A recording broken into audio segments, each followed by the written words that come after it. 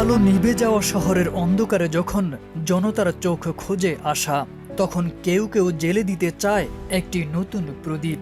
এমন এক সময় ৪৭তম প্রতিষ্ঠা বার্ষিকীর মঞ্চে দাঁড়িয়ে বিএনপির মহাসচিব মির্জা ফখরুল ইসলাম আলমগীর ঘোষণা দিলেন, বিএনপি সরকার গঠন করলে প্রধানমন্ত্রী হবেন তারেক রহমান।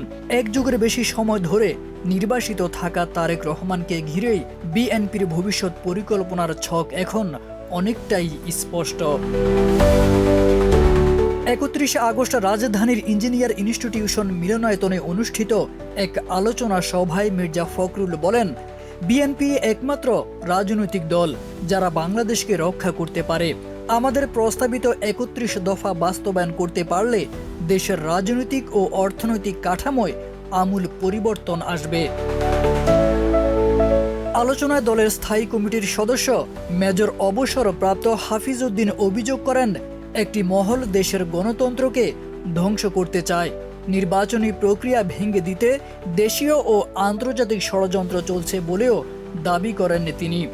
ভারতের সমালোচনা করে বলেন, ভারত আজ শেখ হাসিনার গুণগান গেয়ে আবারও তাকে ক্ষমতায় ফেরানোর চেষ্টা করছে। দলের স্থায়ী কমিটির সদস্য সেলিমা রহমান বলেন, পিআর পদ্ধতির নামে নির্বাচন বানচালের পায়তারা চলছে। এই সময়ে নেতাকর্মীদের ঐক্যবদ্ধ থাকতে হবে। আমির খসরু মাহমুদ চৌধুরী বলেন, জাতিকে ঐক্যবদ্ধ করা সম্ভব হয়েছিল জাতীয়তাবাদের পতাকা তলে। বিএনপির হাত ধরেই শিক্ষা ও স্বাস্থ্য খাতে বিপ্লব সম্ভব।